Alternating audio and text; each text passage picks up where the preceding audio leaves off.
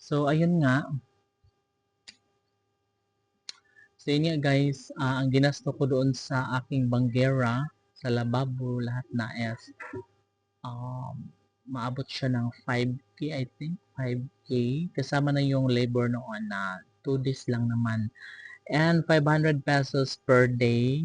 So, dalawang araw lang siya, so 1,000 yun. And yung materials sa ano is, yeah, umabot siya ng 4,000 I think. So, sabihin natin 5,000 yung nagasto ko doon sa aming lavabo banggera. Tiles na kasi siya, kaya yung happy kasi napagawa ko na siya. Kasi guys, yung banggera namin is naumpag na siya and kailangan na gawin na para magkaroon naman kayo ng magandang aesthetic na hugasan. So, ayun, okay na siya.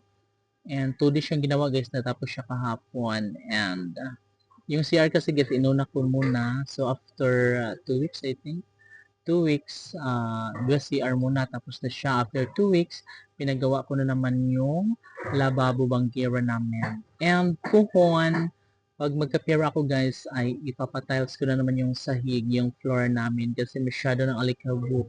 So, kailangan ko siyang mapatiles guys kasi para magkaroon naman kami ng magandang apakan and para hindi na siya masyadong maalikabok and mura lang naman siya guys kasi maliit lang naman yung area kaya mga ilang ano lang yun 24 by 24 yung size, yung malalapad na talaga siya kasi bumili ako guys yung 24 by 24, that is 120 each tiles, 120 per tiles times sabihin natin mga ilan ba ang size yun sa loob ng bahay, sabihin natin 30 pesos, no? Siguro marami na nga siguro yung 30 pesos. Pero, yeah, kinuwenta ko na siya guys and kaya naman sa bulsa kaya papagawa ko siya soon, no? Soon. Kasi magpipiesta pa dito sa amin guys. So, saka na pagkatapos ng piyesta kasi baka magamit natin yung pera na panghanda and wala tayong ano.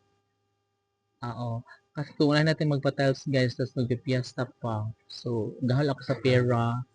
Kumbaga, ayoko naman ng mga utang, no? Gusto ko maghahanda ng konti. Tapos, pagkatapos ng fiesta is magpapatiles ako ng floor.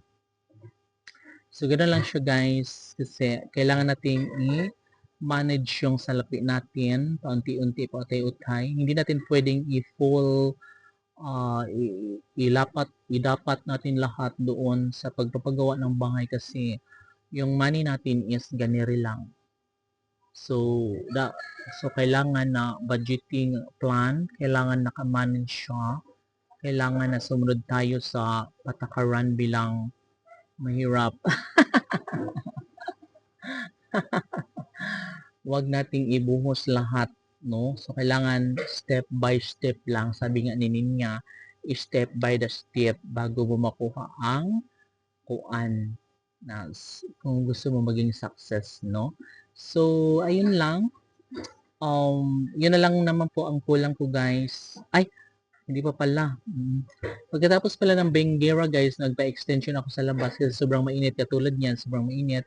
So, I need extension kahit, yan ba?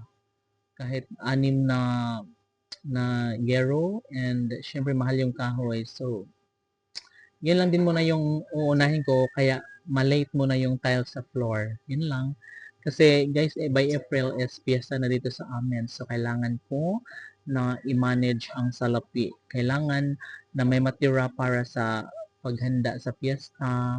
And syempre, kailangan din ng allowance ng pera para sa ating business and allowance sa pera para sa ating pagpapagawa sa floor. So, that's it. Inday Marikit. Bye!